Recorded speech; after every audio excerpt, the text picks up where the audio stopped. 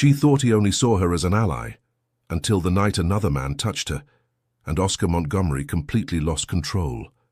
The cold, calculating billionaire grabbed her chin with a burning intensity, his dark eyes promising things words didn't dare to say. "Do you still think we're just friends because I don't share what's mine?" In that moment, Justine realized his desire was never discreet, just restrained. And now, there was no turning back. If this story touched your heart, subscribe to the channel, leave your like and become a member to get early access to upcoming stories. And if you felt it was really worth listening to, click the super thanks button too. Your support makes all the difference and helps us keep bringing stories that move you. Rain hammered against the windshield as Justine parked her old sedan in the hospital parking lot. Her shift had stretched past 16 hours, double what she'd agreed to, but bills didn't negotiate. Neither did her daughter's daycare. She turned off the engine and sat in the sudden silence, hands still gripping the steering wheel, knuckles white from tension she hadn't even realized she was holding. Seattle's autumn rain always felt personal, like the city itself was crying. She pressed her forehead against the cold glass, eyes burning from exhaustion. Lily should already be asleep. Mrs. Chen, who lived downstairs, had agreed to watch her again, but Justine could hear the judgment in the older woman's voice. Another night, another absence. What kind of mother works herself to death and still can't afford a decent apartment? The kind who refuses to give up, she reminded herself. She grabbed her bag and stepped out into the downpour. The parking lot stretched before her, barely lit by overhead lights that flickered, painting everything in shades of amber and shadow. Her sneakers splashed through puddles as she ran toward her car, keys already in hand. That's when she heard it. A sound that didn't belong, a sharp grunt of pain, followed by the unmistakable thud of something heavy hitting concrete. Justine froze, every instinct screaming at her to keep walking, mind her own business, go home to Lily. But she was a nurse, and some reflexes ran deeper than fear. She turned toward the sound, heart hammering against her ribs. In the farthest corner of the parking lot, barely visible through curtains of rain, two figures stood over a third collapsed on the ground. One of them moved with precision, checking the fallen man's pulse with the calm efficiency of someone who'd done this before. The other stood guard, scanning the perimeter with cold calculation. The kneeling man wore a suit, perfectly tailored, charcoal gray, completely out of place in a hospital parking lot at 2 in the morning. Even from a distance, even through the rain, Justine could see the sharp lines of his jaw, the way dark hair fell slightly across his forehead, the controlled power in every movement. The keys slipped from her trembling fingers, clattering against the asphalt with a sound that might as well have been a gunshot. Both men's heads snapped toward her. Time crystallized into something thick and viscous. The kneeling man rose to his full height, easily over 6 feet, and turned to face her completely. The security light caught his features, strong, aristocratic, almost brutal in their masculine beauty. But it was his eyes that paralyzed her. Dark, intense and completely focused on her, with an attention that seemed to see her for the first time in her life. He didn't look surprised, he looked appraising. "You should leave," said the other man, his hand moving toward his jacket. His voice carried the kind of authority that expected immediate obedience. But the man in the suit raised one hand, a single minimal gesture that stopped his companion mid-motion. He never took his eyes off Justine. "She's a nurse," he said, his voice low and smooth, with an edge of something dangerous beneath the polish. "I can tell by the way she's looking at him instead of running." Justine's breath caught. How could he possibly? "The badge," he continued, nodding toward the hospital ID still clipped to her scrubs. "And the fact that you're assessing his condition from 20 feet away in the rain instead of calling the police." He took a step toward her, then another, each movement deliberate, predatory, as if giving her every opportunity to run, while simultaneously knowing she wouldn't. "What's your name?" he asked, now close enough that she could see rain dripping from his hair, could catch something expensive and dark like cedar on his skin, despite the downpour. "Justine." The word left her mouth before her brain could stop it. "Justine Hale." "Oscar Montgomery." He extended his hand as if they were meeting at a cocktail party, instead of standing in the rain over an injured man. "And I need your help, Justine." His hand was warm despite the cold rain, the grip firm but not aggressive. The touch sent electricity racing up her arm, her body responding to something her mind couldn't process. She pulled back quickly, hugging herself against the cold. "That man needs medical attention," she said, finding her voice, finding her training. "I should call—" "No ambulance." Oscar's tone left no room for negotiation. "No police. No questions I can't answer without putting people in danger, including you." "Then what? A choice?" He moved closer, close enough that she had to tilt her head back to maintain eye contact. Close enough that she could see amber flecks in his dark eyes, could feel heat radiating from his body cutting through the cold rain. "You can walk away now. Get in your car, go home to your daughter, forget you saw anything. I promise you'll be safe. You'll never see me again." The fact that he knew about Lily should have terrified her. Instead, it showed exactly how much power this man had, how completely he'd assessed her in the space of seconds. "Or," she whispered. Something flickered in his eyes. Approval, perhaps, or recognition. "Or you help him, use your skills, don't ask questions, and accept that this moment changes everything." His voice dropped even lower, intimate despite the rain, despite the danger, despite everything. "But I should warn you, Justine, I don't believe in half measures. If you step into my world, even for one night, I won't let you leave unchanged." It wasn't a threat. It was a promise. She should have run.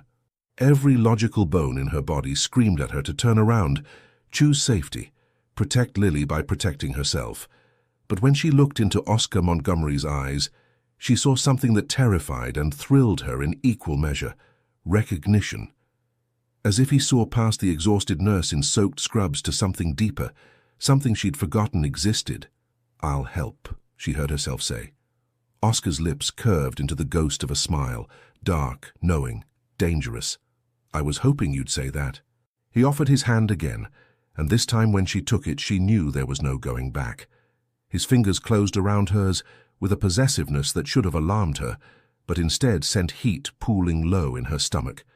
As he led her toward the injured man, his thumb traced a small circle against her palm, almost imperceptible, completely intentional.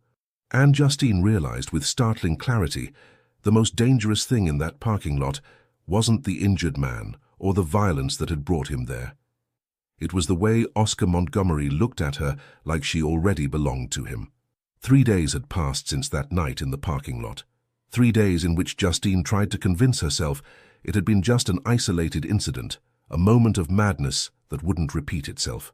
She'd treated the man's wound, a deep laceration in his abdomen that required precise sutures, under Oscar's watchful gaze, who said not a word beyond necessary instructions. When she finished, he handed her a thick envelope of cash and disappeared into the rainy night. She didn't count the money until she got home. When she did, her hands trembled. It was 3 times what she earned in a month of double shifts. Now, as she checked the vital signs of an elderly patient on the 4th floor, Justine tried not to think about Oscar Montgomery, tried not to remember the intensity of those dark eyes, the warmth of his hand enveloping hers, the way his voice had sounded when he said her name. "Nurse Hale." She turned and her heart raced. Oscar stood at the entrance to the corridor, wearing an impeccable navy suit that probably cost more than her car. He looked completely out of place in the clinical, sterile hospital environment, too elegant, too powerful, too intense. But his eyes found hers across the distance, as if she were the only person in the crowded hallway. "Mr. Montgomery?" Her voice came out weaker than she intended. "What are you doing here?" He walked toward her with that controlled grace she already recognized, the crowd practically parting for him without him having to ask. When he stopped in front of her, he was too close to be appropriate, but not close enough to be obviously improper. "I need to talk to you," he said, low enough that only she could hear. "In private." Justine looked around, aware of the curious glances from other nurses, of patients watching through open room doors. "I'm working." "I know. Your shift ends in 20 minutes. It wasn't a question. He knew. Of course he knew. "I'll wait." "Mr. Montgomery?" "Oscar." His eyes softened just a fraction. "Call me Oscar, Justine. After what we shared, I think formalities are unnecessary." The way he said "shared" made her stomach tighten. as if that night in the parking lot had created an intimacy between them that went beyond the circumstances. 20 minutes, she agreed, because what other choice did she have?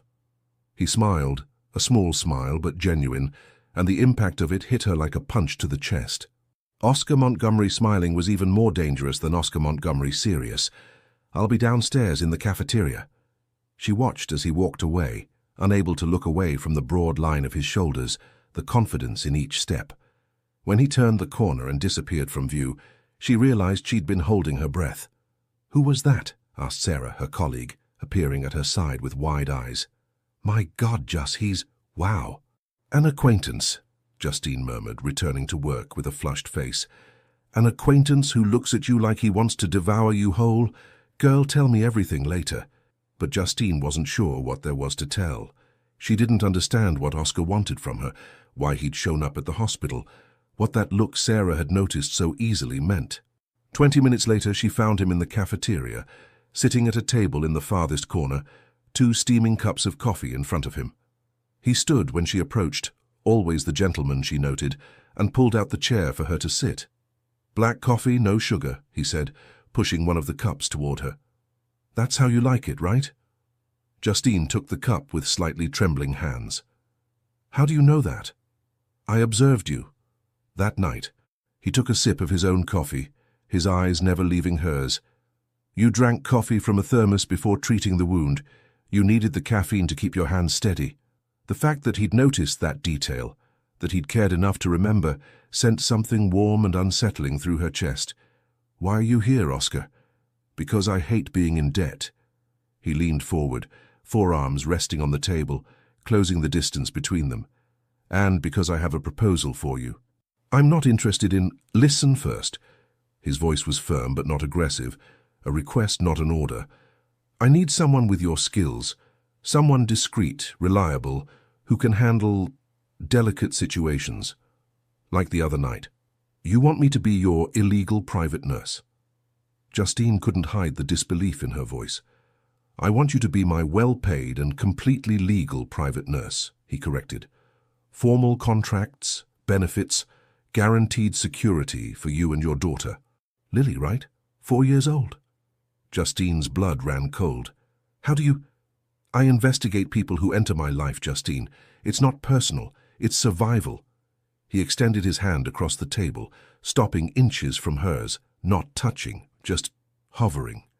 "But I can promise you that if you accept this, Lily will have the best daycare in Seattle. You'll have flexible hours, and you'll never again have to choose between being there for your daughter and paying the bills." It was everything she'd always wanted. Security, stability, time with Lily. "And in return?" she asked, her voice barely above a whisper. "Absolute discretion. And availability when I need you." His fingers finally moved, just enough to brush lightly against hers. A touch so brief it could have been accidental, but she knew it wasn't. Just that. Justine looked at his fingers so close to hers, felt the heat radiating from that minimal touch. Everything in her screamed that this was a bad idea, that Oscar Montgomery was dangerous in ways that went far beyond the violence she'd witnessed. But when she looked into his eyes, she saw something that completely disarmed her. Sincerity. "I need to think about it," she said. "Of course." He didn't seem disappointed. In fact, he seemed satisfied, as if he'd expected exactly that answer. He slid a card across the table. "My number. Call when you decide." Justine took the card, her fingers brushing his in the process. Electricity jumped between them, undeniable and intense. Oscar stood, but before leaving, he leaned in, his mouth close to her ear. So close she could feel the warmth of his breath against her skin, the scent of cedar and something dangerously masculine enveloping her senses. "For the record," he murmured, his voice low and husky, "I'm not used to waiting for what I want, but for you, I'll try." Then he was gone, leaving Justine alone with a racing heart, tingling skin, and the terrible certainty that no matter how long it took her to make her decision, she was already his, and somewhere deep in her soul, where truth lived uncensored, she knew she wanted to be. 2 weeks after accepting Oscar's proposal, Justine discovered that her life had changed in ways she never imagined possible. Lily now attended a daycare in a neighborhood Justine had only seen in magazines before. Spacious rooms, qualified educators, an organic garden in the yard. Her daughter came home every afternoon talking about painting, music, and new friends, with a joy that made Justine's chest ache with gratitude and guilt in equal measure. Oscar's calls were sporadic. Sometimes days would pass without contact. Then, in the middle of the night, her phone would buzz with an address and a time. She'd go, treat injuries ranging from deep cuts to suspicious bruises, and receive generous payment in a bank account Oscar had opened in her name. But the money wasn't what kept her awake at night. It was the way Oscar watched her while she worked. How his eyes followed every movement of her hands. How he stayed too close when he didn't need to. How his voice grew softer when he said her name. It was how he'd started showing up at the hospital on days when he didn't need her professionally. Always with an excuse. Coffee he'd bought too much of. A book he thought she'd like, once even wildflowers that were being sold on the corner. As if Oscar Montgomery, billionaire and the most dangerous man she'd ever met, needed excuses to see her. That particular Friday afternoon, Justine was leaving the hospital when she saw him. Leaning against a gleaming black sedan, wearing dark jeans and a white shirt with sleeves rolled to his elbows, he looked like he'd stepped out of an expensive cologne commercial. Her heart stumbled in her chest. Oscar. She stopped a few feet from him, clutching her bag against her body as if it could serve as a barrier between them. I didn't know you were coming today. I'm not here for work. He pushed off the car, walking toward her with that fluid grace that always left her breathless. I'm here because I wanted to see you. The raw honesty of the statement completely disarmed her. Oscar, when was the last time you took a day off, Justine? He stopped in front of her, close enough that she could feel his warmth cutting through the cool afternoon air. A whole day. No work, no worries, just breathing. I don't remember, she admitted, laughing softly without humor. Probably before Lily was born. Then today's the day. It wasn't a question. Lily's with Mrs. Chen, who agreed to stay with her until tomorrow morning. You have 24 hours with no responsibilities. Justine blinked, processing. You arranged this with Mrs. Chen? How? I spoke with her yesterday. Offered generous compensation. His lips curved into a half smile. She told me that if I hurt you, she has a cast-iron skillet with my name on it. Despite everything, Justine laughed. A genuine laugh that seemed to surprise them both. She actually said that? Word for word. Oscar extended his hand. Come with me, just for today. Let me show you what it's like to... Stop.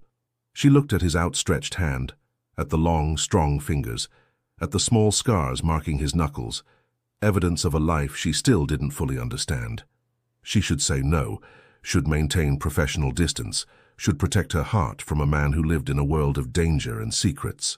But when she raised her eyes and met his gaze, vulnerable in a way he rarely allowed, all her defenses crumbled. She placed her hand in his. Oscar's fingers closed around hers with a firmness that communicated possession and protection in equal measure. He guided her to the car, opened the door for her with a chivalry that seemed natural to him, and only after she was settled in the soft leather seat did he allow himself to smile, a true smile, full of quiet satisfaction. They drove in comfortable silence, the city gradually giving way to tree-lined roads, the afternoon sun filtering through the trees in golden rays that danced inside the car. Oscar drove with one hand on the wheel, the other resting on the center console between them, so close to hers that with each curve their fingers brushed. Where are we going? Justine finally asked, watching the landscape transform into something almost magical. You'll see. He shot her a sideways glance, and something in the warmth of that look made her stomach tighten. Trust me. And absurdly, impossibly, she did. 30 minutes later, Oscar parked in front of an isolated country house, surrounded by tall pines and a lake that reflected the sky like liquid glass. It was secluded, private, and absolutely stunning. Is it yours? Asked Justine, stepping out of the car and breathing in the fresh air that smelled of pine and clean water. It's mine. He came to stand beside her, hands in his pockets, looking at the house with something that resembled affection. I come here when I need to forget who I am for a few hours. The honesty of that confession hit her in the chest. Oscar Montgomery, powerful, controlled, always in command, also needed to escape. "And today?" she asked softly. "What are you escaping from?" He turned his face to her, and the intensity in his eyes paralyzed her. "I'm not escaping anything, Justine." He took a step closer, then another, until the space between them was nothing but breath and heartbeats. "Today, I'm running towards something." She knew she should step back, knew that whatever was happening between them was dangerous, complicated, impossible. But when Oscar raised his hand and gently, so gently, brushed a strand of hair from her face, his fingers lingering against her cheek, she couldn't move. "How you feel this too, don't you?" His voice was rough, low, loaded with something that made her blood heat. "This gravity between us, like I've spent my whole life waiting for you to stumble into my path." "Oscar." His name came out like a plea. For what? She wasn't sure. "Tell me yes." His thumb traced the line of her jaw, sending shivers down her spine. "Tell me I'm not the only one feeling this.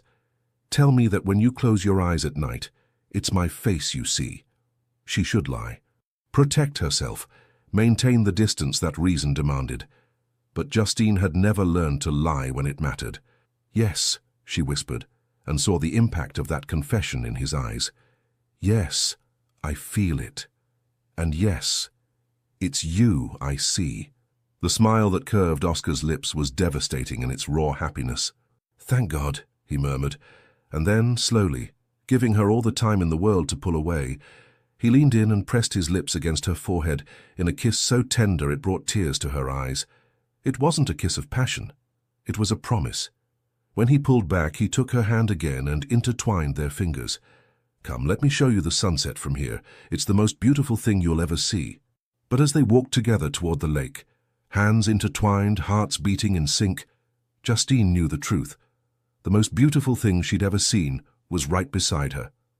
And for the first time in years, she allowed herself to believe that maybe, just maybe, she deserved something beautiful too. The rain started falling as the sun disappeared on the horizon, transforming the sky into shades of grey and silver. Oscar and Justine ran back to the house, laughing like children as water soaked their clothes, the night's cold contrasting with the heat pulsing between them. Inside the house, Oscar lit the fireplace, while Justine stood in the entryway, dripping water onto the polished wood floor, arms crossed over her chest in a futile attempt to get warm.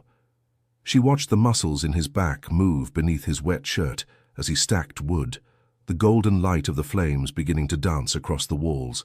"You're going to catch pneumonia like that," he said, turning to face her. His eyes traveled over her body, not with obvious lust, but with something deeper, more possessive, as if he were memorizing every curve, every shiver. "I'll get towels and dry clothes." He disappeared down a hallway, and Justine took advantage of the moment alone to try to regain control over her racing heart, over the way her body responded to his mere presence. But it was useless. Every glance, every accidental touch, every word whispered during the day had built something between them, a tension so thick she could almost feel it vibrating in the air. Oscar returned with soft towels and a flannel shirt that was clearly his.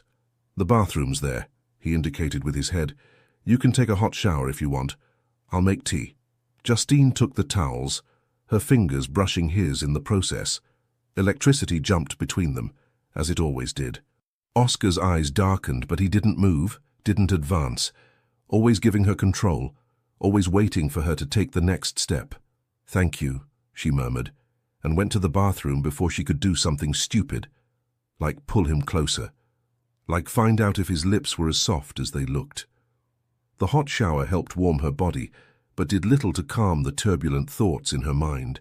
She dressed in his shirt, too big, reaching mid-thigh, smelling of cedar and something unmistakably Oscar.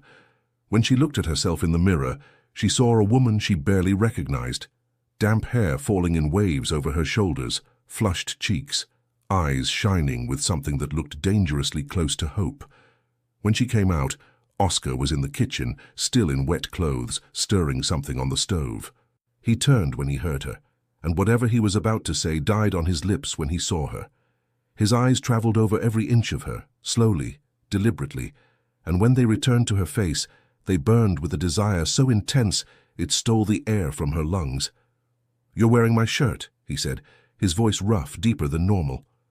"You gave it to me to wear," she replied, trying to sound casual, but her voice came out shaky. "I know."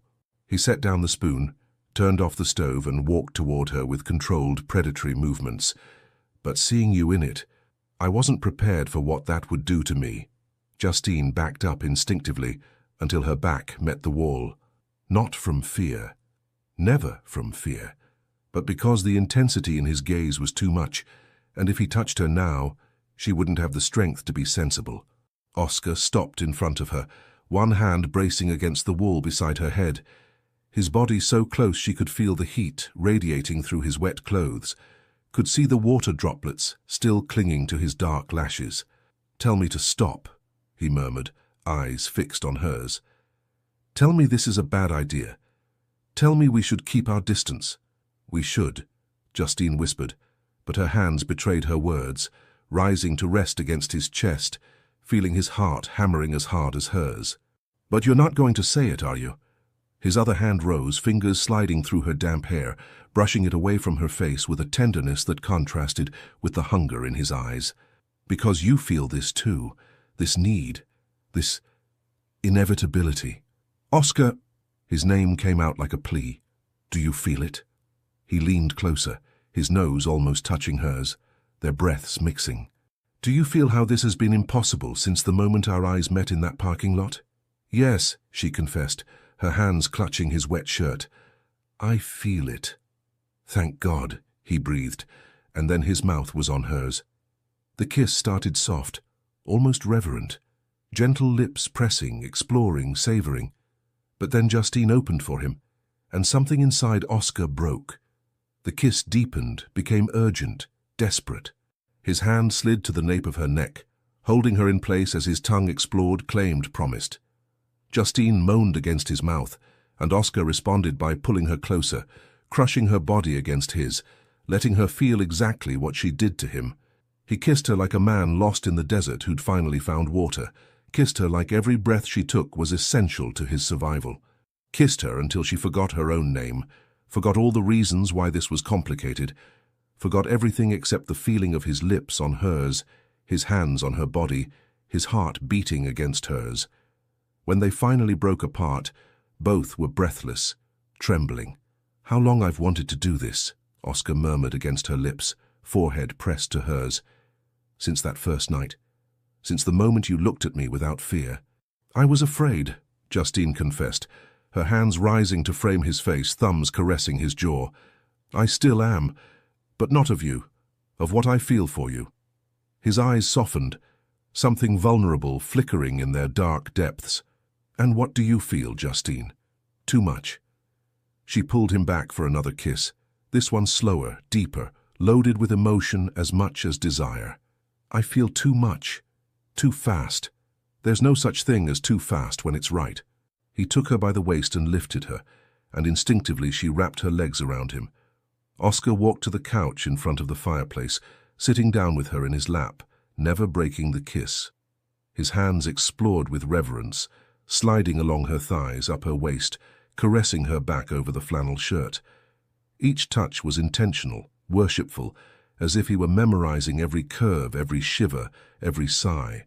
Justine moved against him, feeling his body's response, and Oscar groaned low in his throat, a sound so masculine, so needy, that it sent liquid heat through her veins. "Justine." He breathed against her neck, lips tracing a path of fire along her sensitive skin. "I need to know. Do you want this? Want me?" She pulled back enough to look into his eyes, seeing the vulnerability there, the need for confirmation. "I want you," she said, clear and firm. "Since day one. Since always." Something in him broke, or maybe finally mended. He held her as if she were precious and fragile and absolutely vital, and when his lips found hers again, it was with a silent promise. The night unfolded between deep kisses, reverent touches, and whispers loaded with emotion. The firelight danced over them, creating shadows and golden light that wrapped them in their own private world. And when they finally separated hours later, they remained embraced on the couch, bodies intertwined, hearts beating in sync, the outside world completely forgotten. Oscar pressed his lips against her forehead, his voice rough but tight with emotion when he finally spoke. "Now you're part of what matters most to me." And Justine, with her head resting against his chest, listening to the strong, steady beat of his heart, knew there was no going back. She was his. And surprisingly, wonderfully, he was hers too. The firelight had dimmed to pulsing embers when Oscar finally moved, lifting Justine with him as if she weighed nothing. She instinctively wrapped her arms around his neck, face hidden in the curve of his shoulder, breathing in the scent she now recognized as essentially him. Cedar, rain, and something dangerously addictive. "Where are we going?" she murmured against his skin. "Somewhere more comfortable," Oscar replied, his voice reverberating through his chest straight to her heart. "I want to do this right, Justine. You deserve more than a couch." He carried her down the dark hallway, navigating with the ease of someone who knew every inch of this house. When he pushed the bedroom door open with his shoulder, soft moonlight streaming through large windows illuminated a spacious room, dominated by an enormous bed with white sheets that looked almost ethereal in the silvery dimness. Oscar set her on her feet beside the bed with a gentleness that contradicted the tension in every muscle of his body. He stood before her just watching, hands hovering close but not touching, as if forcing himself to go slow when every instinct screamed to possess her completely. "Are you sure?" he asked. And there was so much vulnerability in those 3 words that Justine felt tears sting her eyes. This powerful, dangerous, controlled man, he was giving her all the power, all the choice. In response, she took his hand and pressed it against her heart, letting him feel how it raced, how it responded to his presence alone. "I've never been more sure of anything," she whispered. Something broke in his eyes. Control, perhaps, or fear. He pulled her into his arms with an urgency that stole the air from her lungs, his mouth finding hers in a kiss that was hunger and tenderness in equal parts.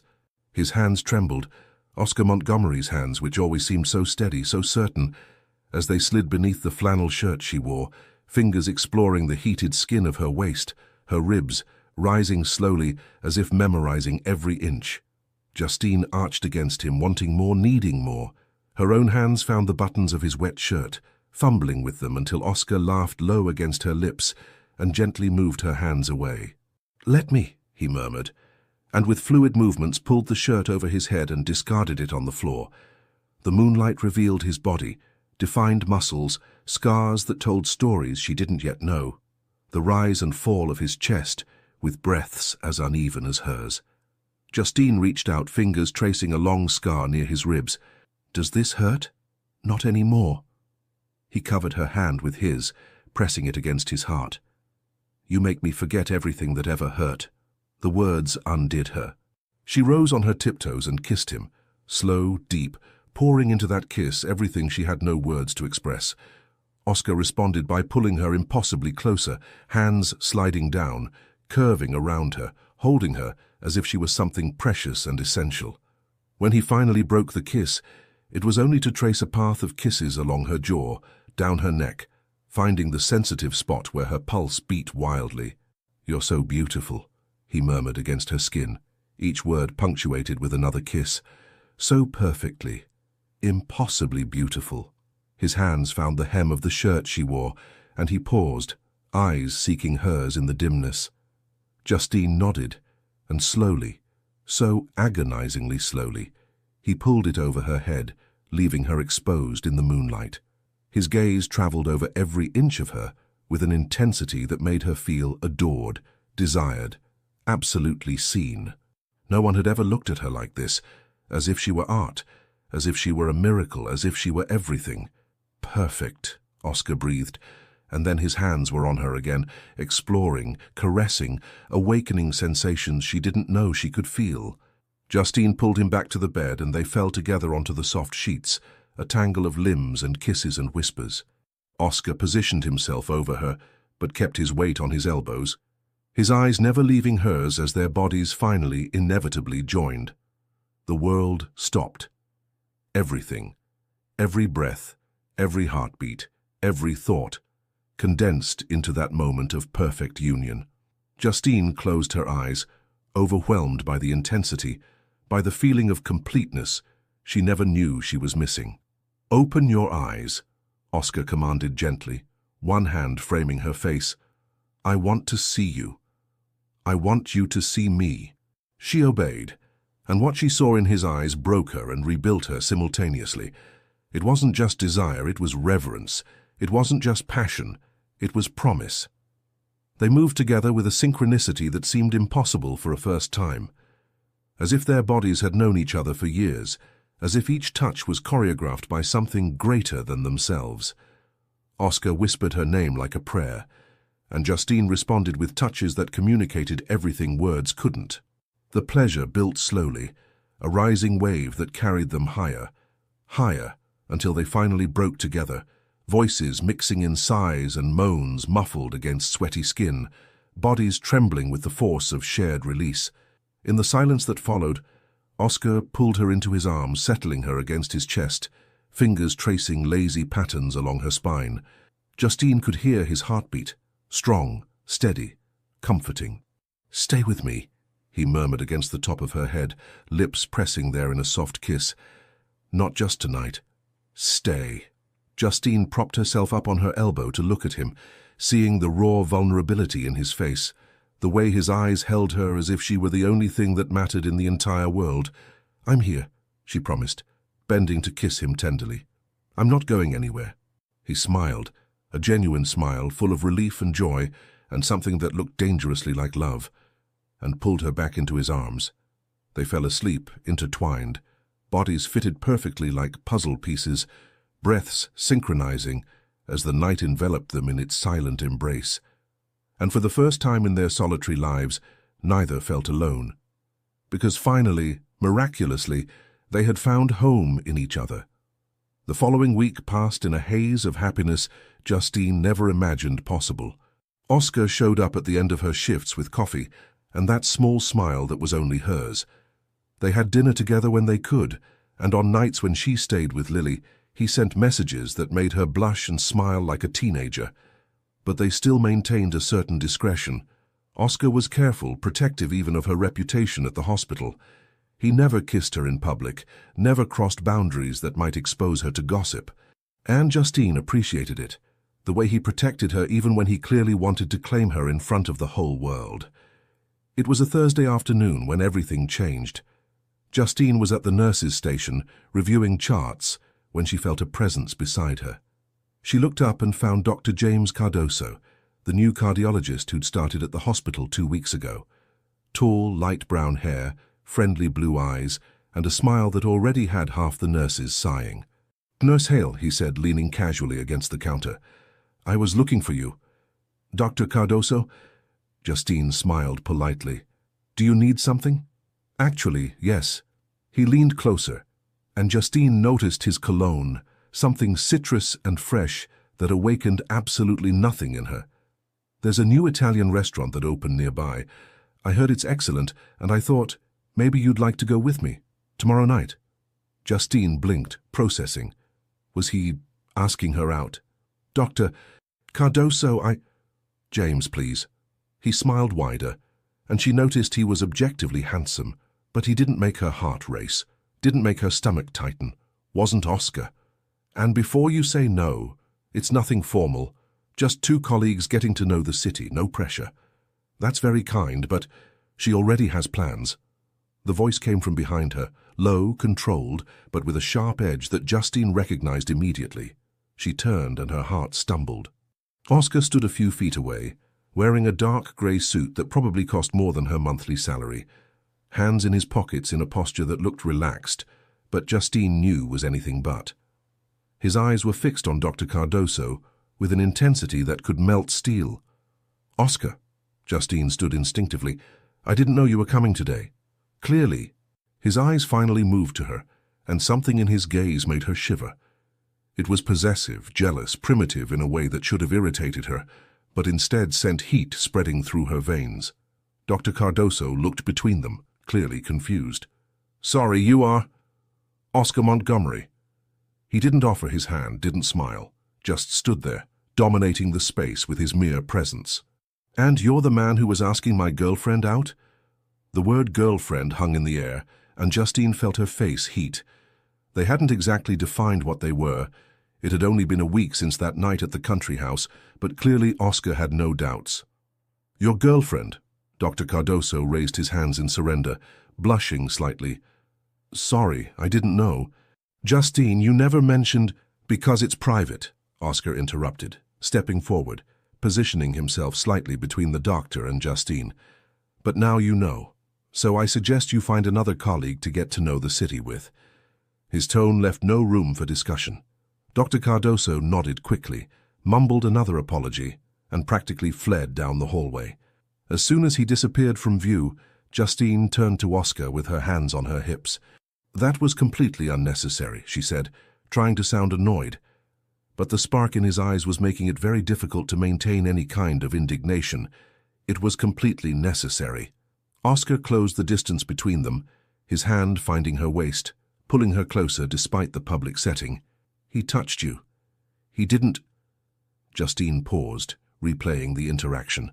Dr. Cardoso had touched her arm briefly, a casual, friendly touch.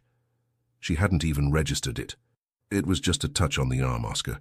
It didn't mean anything. To you, maybe." His voice dropped, becoming rough, dangerous. "But I saw the way he looked at you, and the way he smiled, and the way he leaned way too close. Oscar, do you still think we're just friends?" He took her chin between his thumb and forefinger, tilting her face up until their eyes met. The intensity there stole the air from her lungs. "Because I don't share what's mine, Justine, and you're mine." She should protest, should remind him that nobody owned anybody, that she was an independent woman who made her own choices. But when she looked into his eyes and saw not just jealousy, but fear of losing her, fear that she'd realize she could have someone easier, safer, all words died in her throat. "I know I'm yours," she whispered, placing her hand over his that still held her chin. "And you know you're mine too, don't you?" Something in him relaxed, a tension she hadn't even realized he was holding. He pressed his forehead against hers, taking a deep breath. "I'm sorry," he murmured. "I didn't want to make a scene, but when I saw him touching you, talking to you with that stupid smile—" He laughed without humor. "I lost my mind for a second. More than a second." Justine smiled, her fingers tracing the line of his jaw. "You were jealous." "I was murderously jealous," he corrected, and then his lips curved into that half-smile that melted her. "Still am." "Good." She rose on her tiptoes, lips brushing his in a soft kiss, aware they were in the hospital hallway where anyone could see them. "Because I'd be jealous too if some woman asked you out. No other woman has that chance," Oscar said against her lips. "Because the only woman I want is right here in front of me." He kissed her then. Not a deep kiss, but firm, possessive, a public claim that she was his and he was hers. When they pulled apart, Justine could feel colleagues' eyes on them, but surprisingly, she didn't care. "Come to my place tonight," Oscar murmured, still holding her close. "Lily can come too. I want you both to see what I've built." "What you built?" His eyes softened, filling with a tenderness that made her want to cry. "Home," he said simply. "I built a home for us."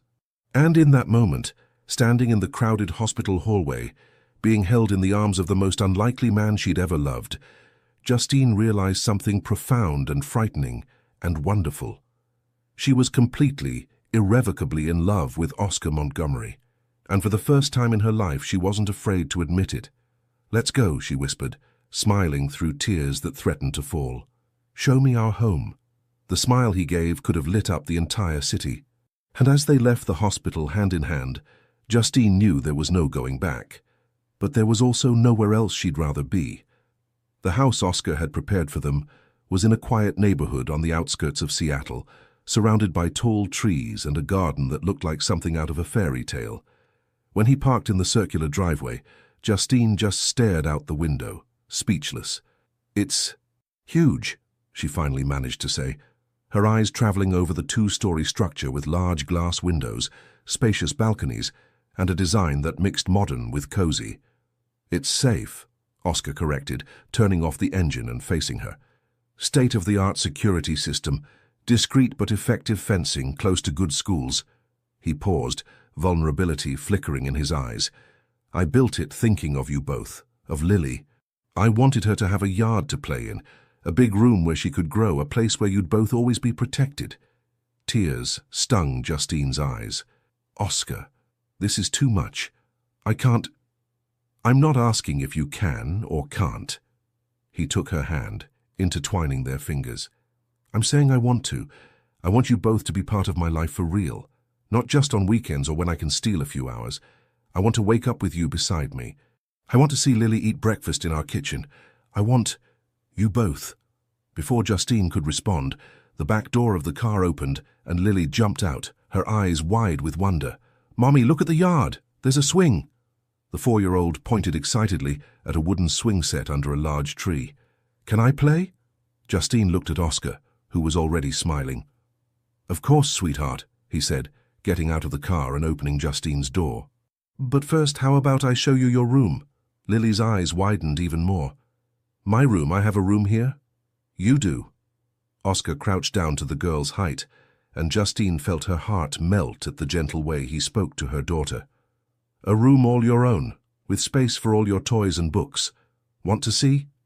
Lily looked at Justine for confirmation, and when her mother nodded, she took Oscar's hand without hesitation. "I do. Let's go, mister." Oscar. Watching Oscar guide Lily through the house, showing each room with patience, listening to her excited exclamations, adjusting his height to answer her million questions, was something Justine never knew she needed to see. He was so natural with her, so genuinely interested in every word that came out of the little girl's mouth. When they reached the room he'd prepared for Lily, Justine had to cover her mouth to contain a sob.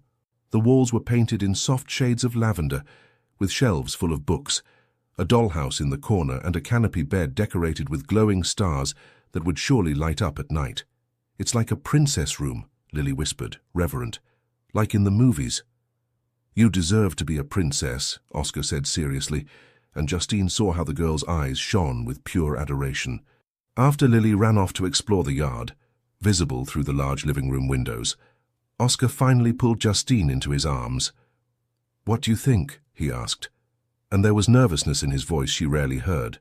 "I think you're making it very hard for me not to fall completely in love with you," she confessed, her hands sliding around his neck. "Good."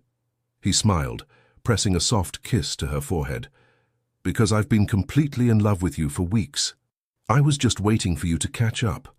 Justine laughed, even through the tears now falling freely. "How did you do this so fast?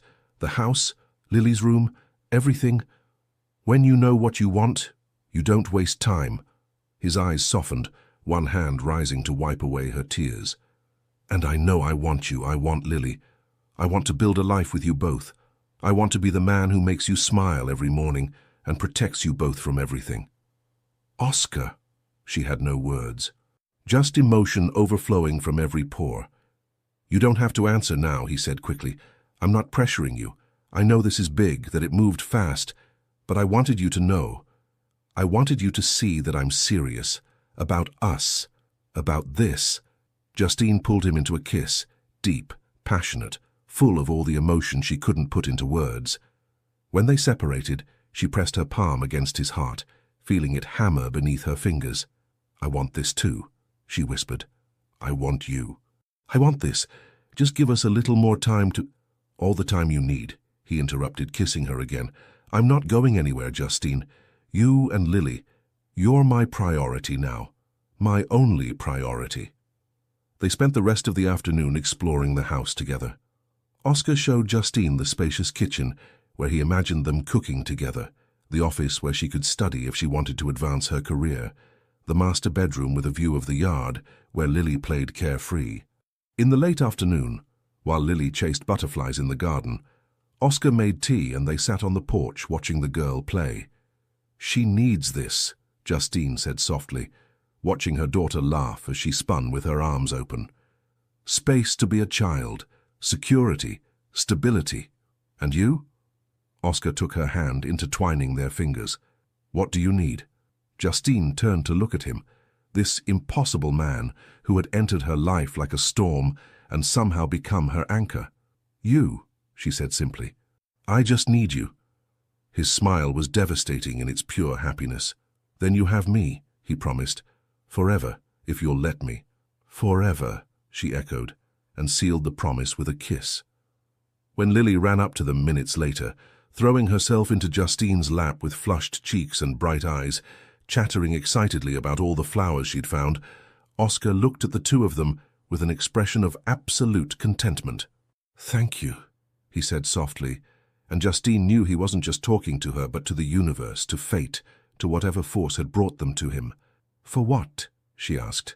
"For giving me a family," Oscar replied, and his words were so sincere, so full of raw emotion, that Justine felt tears fill her eyes again.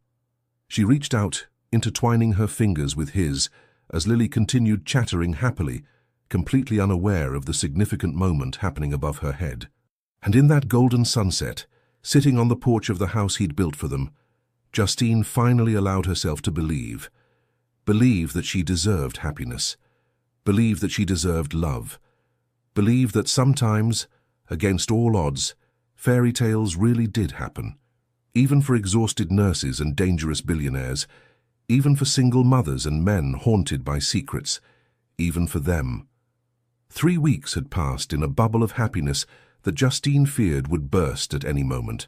She and Lily had moved into the house Oscar built, and every morning she still woke up surprised to find him beside her. His arm possessively around her waist, his face relaxed in sleep, in a way he never allowed when awake. That Friday night, Oscar had insisted on taking them to dinner at an Italian restaurant downtown, an elegant but welcoming place where Lily could feel special without getting bored. The girl wore a new dress Oscar had bought for her, and she wouldn't stop spinning to make the skirt twirl, laughing with pure joy. "She's happy," Justine observed, watching her daughter color the children's menu with crayons the waitress had brought. "She deserves to be happy." Oscar took Justine's hand across the table, his thumb tracing lazy circles on her palm. "You both deserve it."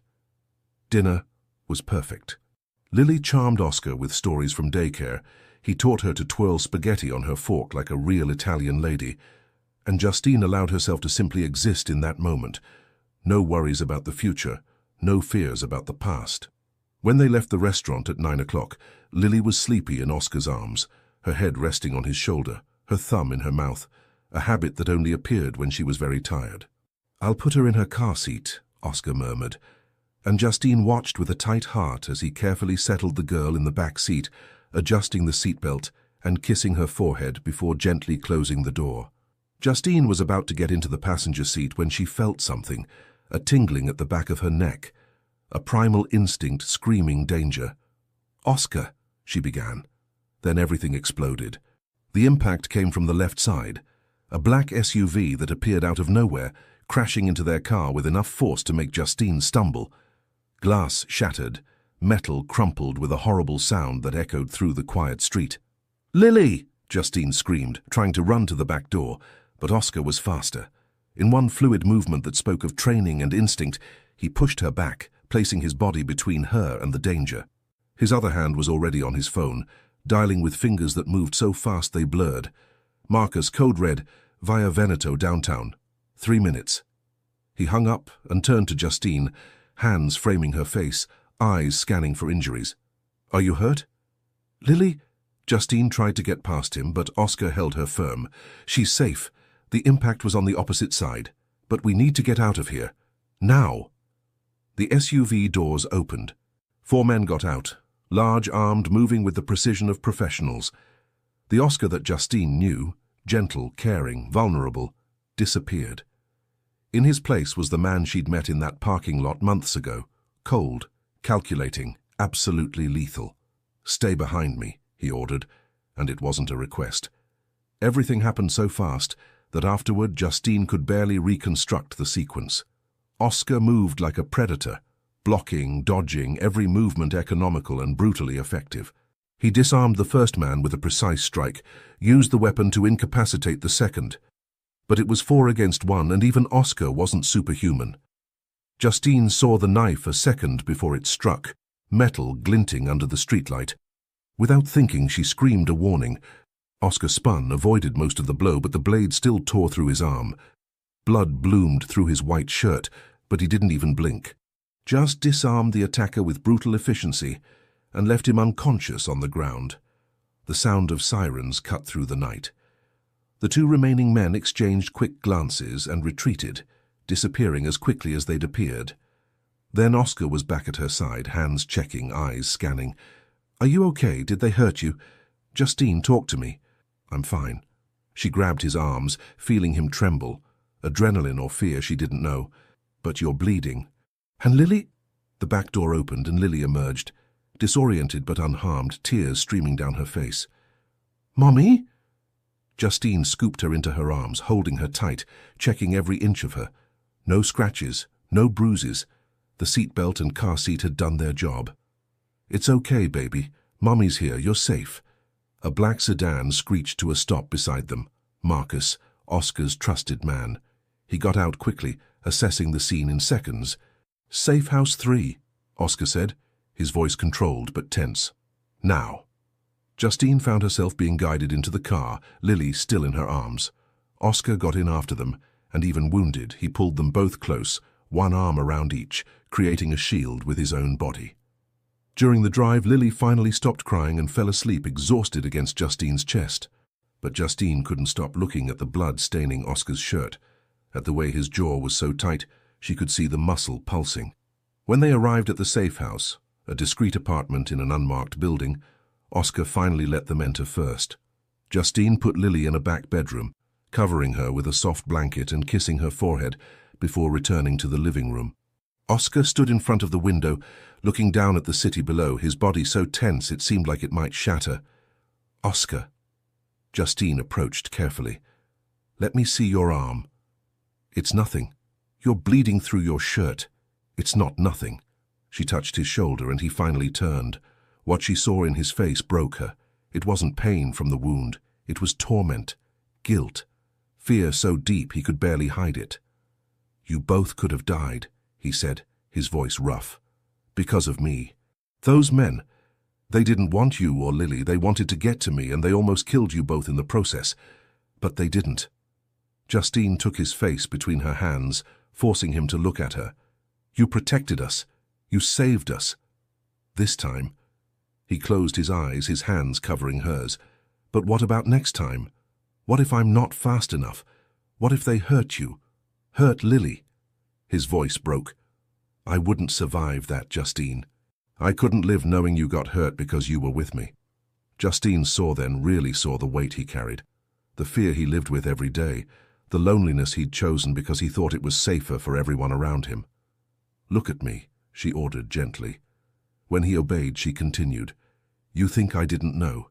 That from that first night in the parking lot I didn't understand that your life was complicated, dangerous?"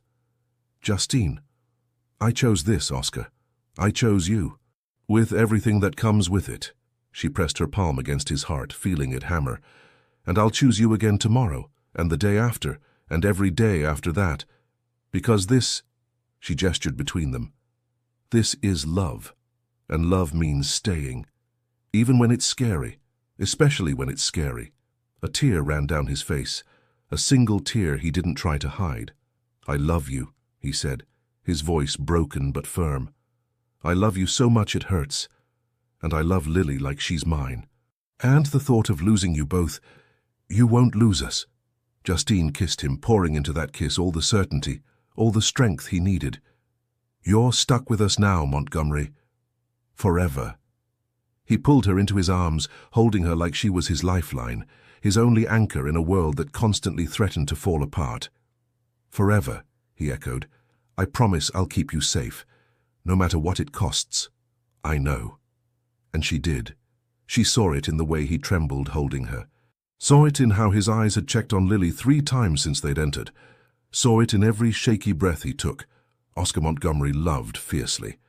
And when you were loved by him, you were protected with every ounce of strength, intelligence, and resources he possessed. And Justine? She loved him back with the same ferocity. Together they would face whatever came, because now they were family.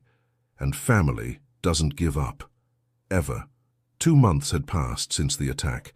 2 months in which Oscar had completely reorganized his life, distancing himself from the most dangerous businesses, hiring discreet but effective security, and doing everything in his power to ensure that Justine and Lily could live as normally as possible.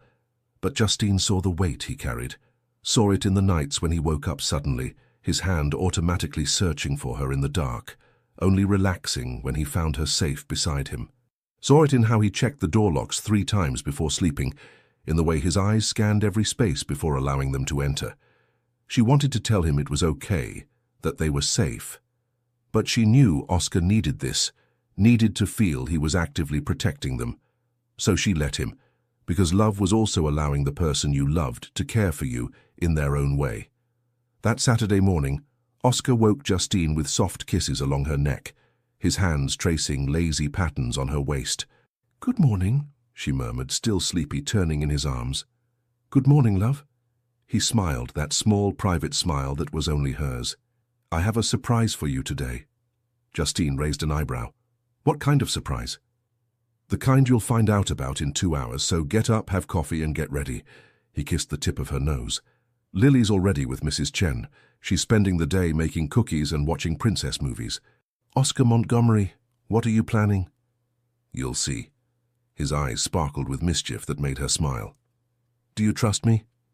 "Always," she answered without hesitation. 2 hours later, Justine was in the passenger seat of Oscar's car, watching the city give way to increasingly familiar landscapes. "We're going to the country house," she observed. "Perceptive." Oscar shot her a sideways glance, his fingers intertwined with hers on the console. "I'd forgotten how observant you are." "It's part of my training." She squeezed his hand. "But why the country house? I thought we were trying to keep a low profile." "We are. But today is special." He brought her hand to his lips, kissing her knuckles. "And I needed to do this in the place where everything really began." Justine's heart raced, but she didn't ask anything more. Just watched the road unfold, anticipation building in her chest like a rising wave. When they finally arrived at the country house, Justine immediately noticed the changes. The garden was impeccably maintained, colorful flowers lining the path to the front door.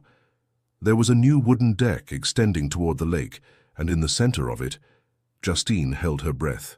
A table was set, covered with a flowing white tablecloth, candles waiting to be lit, and a single bouquet of wildflowers, the same flowers Oscar had bought on the corner that first day at the hospital. "Oscar," her voice failed. He got out of the car and walked around to open her door, offering his hand with that natural elegance that melted her. "Come," he said softly. "Let me show you what I built." They walked hand in hand through the garden, but instead of taking her directly to the deck, Oscar guided her down a side path she'd never noticed before. And then they turned a corner, and Justine stopped so abruptly she almost stumbled. There, where before there had been only trees and wild terrain, now stood a house.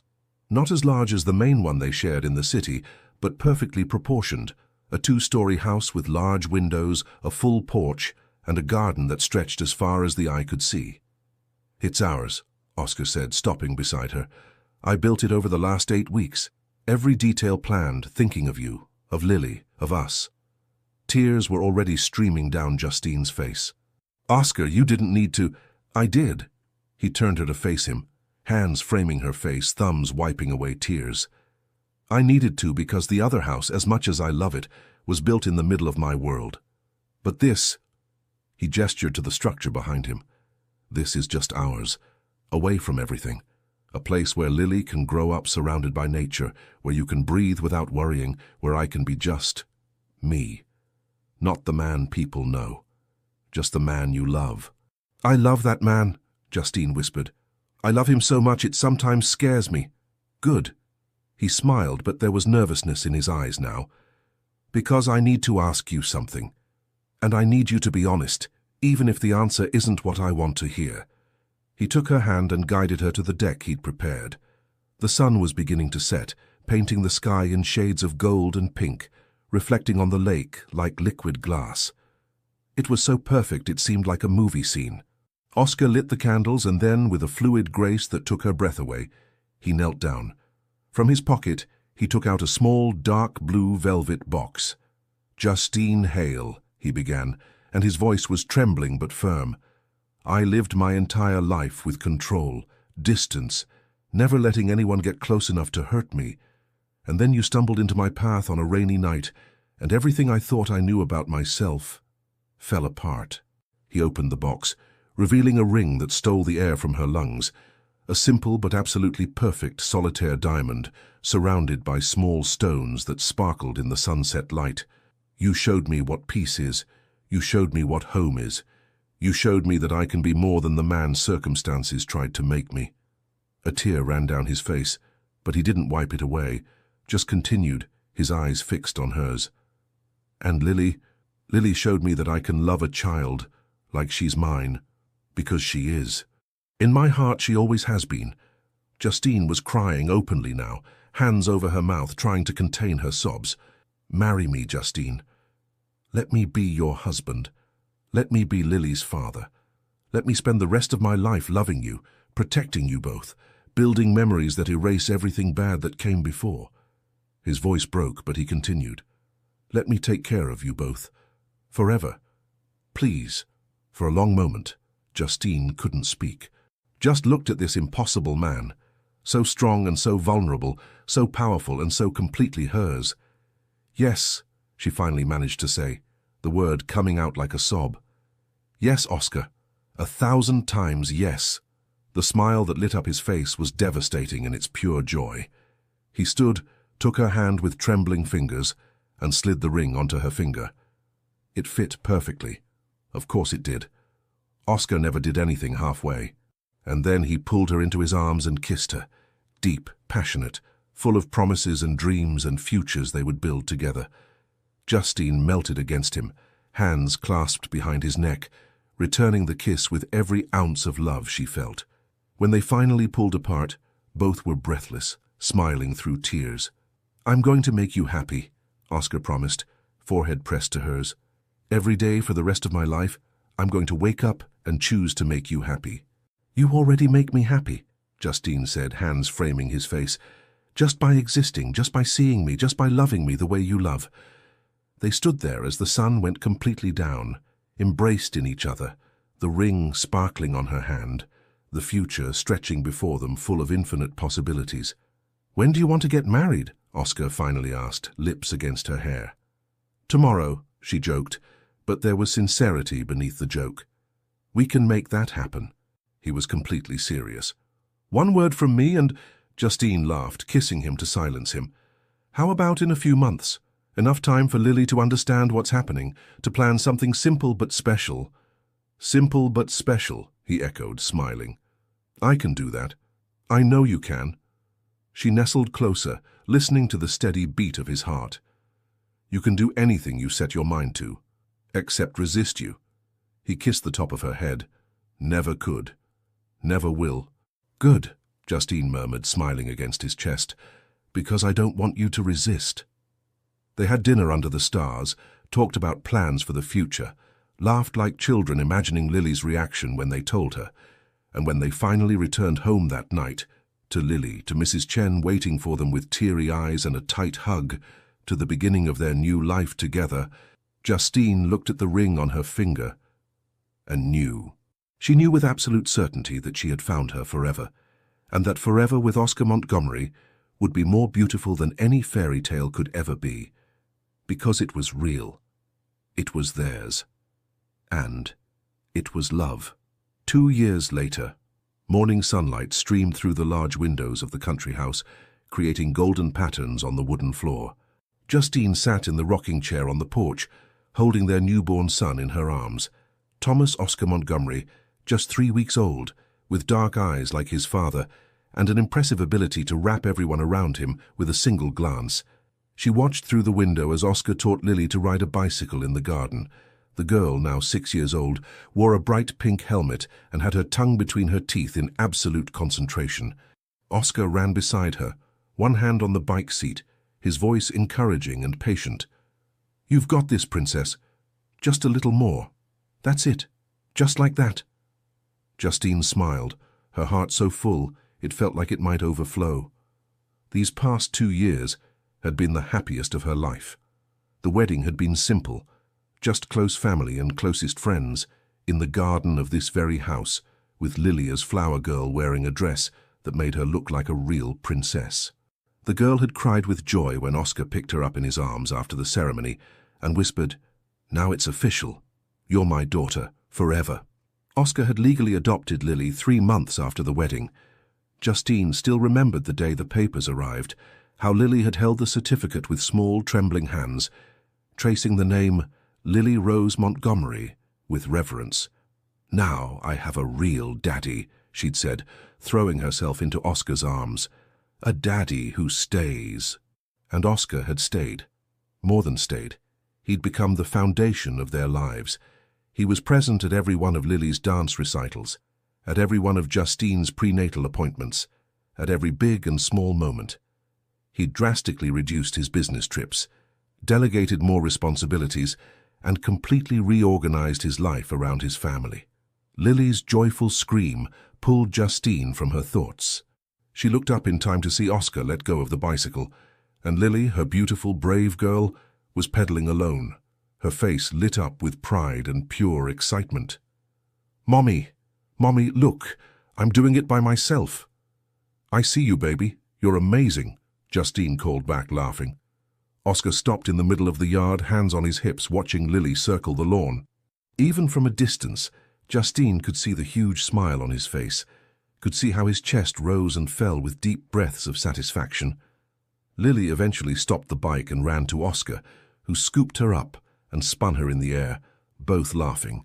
Then he set her down, said something Justine couldn't hear, and pointed to the porch where she sat. The two walked together toward her, Lily bouncing excitedly, Oscar with that confident stride that still made Justine's heart race even after 2 years of marriage. "Did you see, Mommy? I did it." Lily jumped onto the porch. "Daddy said I'm the best 6-year-old cyclist he's ever seen." "And I wasn't exaggerating," Oscar said, climbing the steps more slowly, his eyes already fixed on Justine and the baby in her arms.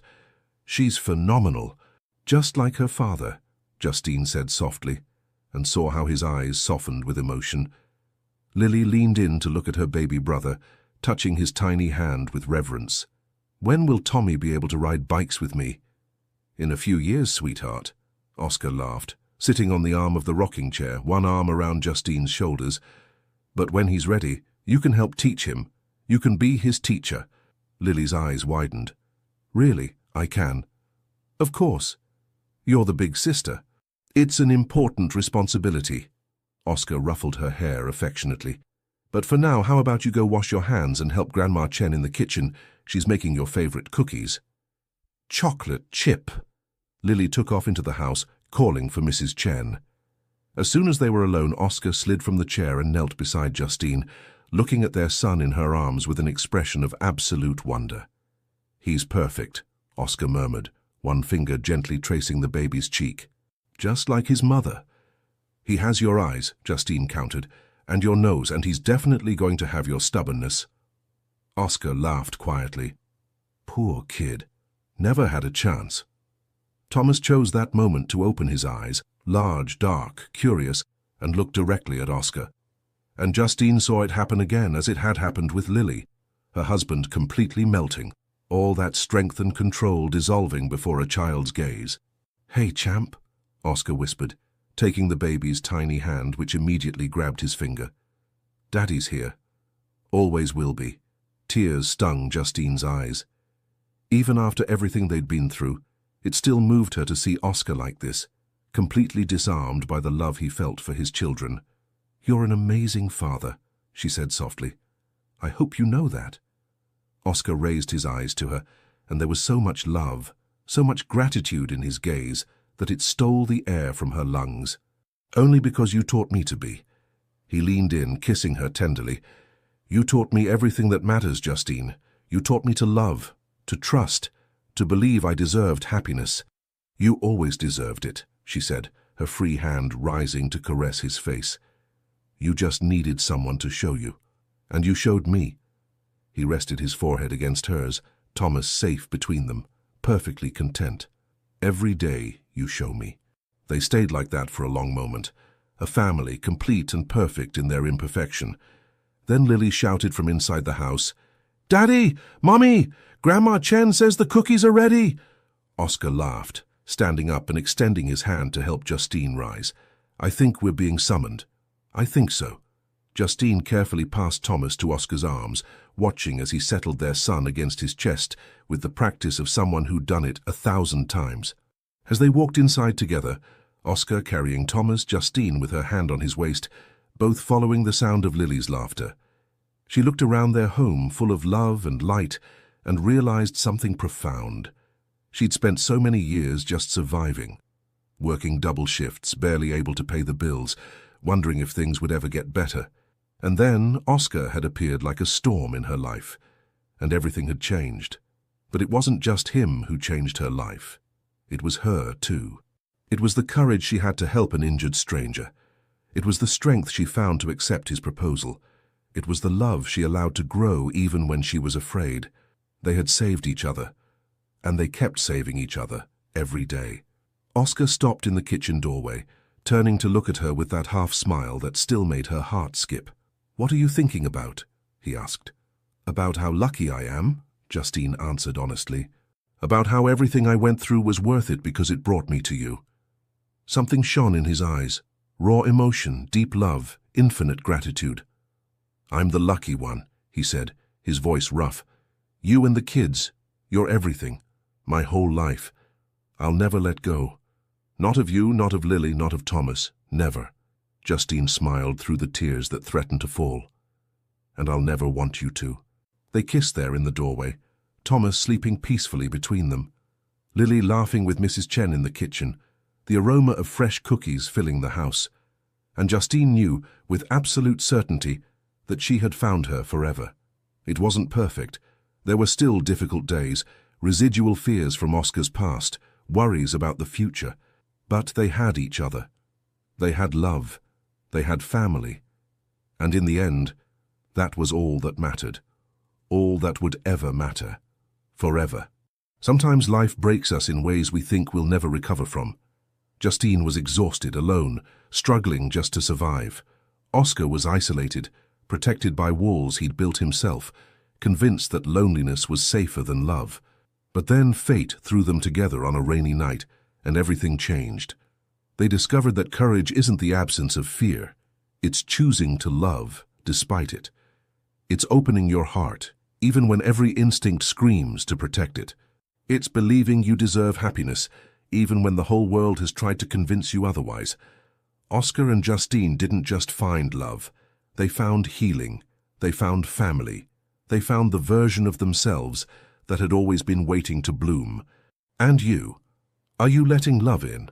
Or are you protecting yourself from something that might be exactly what your soul needs? If this story touched your heart, subscribe to the channel, leave your like, and become a member to get early access to upcoming stories. And if you felt it was really worth listening to, click the Super Thanks button too. Your support makes all the difference and helps us keep bringing stories that move you.